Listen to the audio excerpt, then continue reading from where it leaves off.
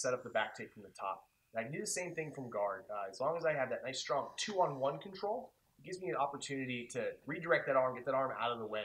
It's just, the grip is a little different from an arm drag grip, right? But it's still a strong, doubling up on the control on that one arm to really get it out of my way to make my transition. So let's look at the arm bars from guard.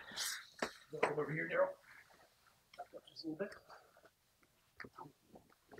So it's Kimura from guard. Again, a super fundamental transition, super fundamental technique. This is a cool little way to give yourself a little bit of another option off of this position.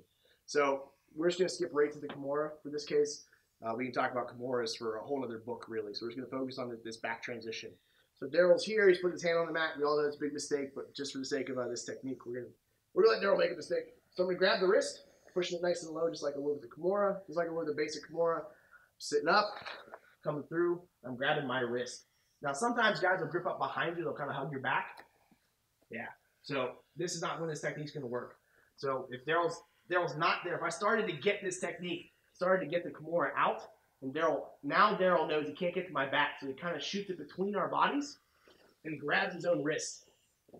Now things are super strong here. Now it's really difficult for me to pop this because he's kind of blocking it with his own body, blocking it with my body. So I'm going to use this grip. I'm going to use it to sit up a little bit because I got a lot of control here. I'm going to reach between his legs, between my legs as well, get this switch. We'll show it from Nick Manual in a second. I'm going to start punching through here, nice and low, nice and deep. I'm kind of leaning forward to get that nice and deep, get my arm bent. Now I'm going to shuck my elbow backwards like I'm trying to elbow Daryl in the armpit and turn towards his back. Here, kind of shrinking my hips. A couple times if I need to. Start coming up over top, pull this arm out, pull this foot through, start setting my seatbelt. So let's look at that from the side view.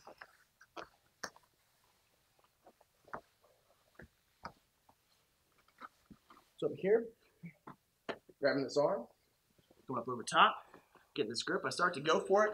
Daryl hides it from me. So I use this grip to sit up, push him away a little bit with my legs, come up. I'm punching down between my legs and between his. So I'm going right here. So I'm still kind of on this wrist. See, I'm going underneath of his wrist.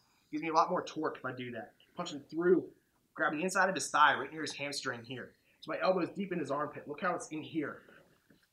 Post my hand. I'm going to turn, elbow, and shrimp at the same time. So I'm turning towards his back, punching this elbow backwards here, and turning towards him.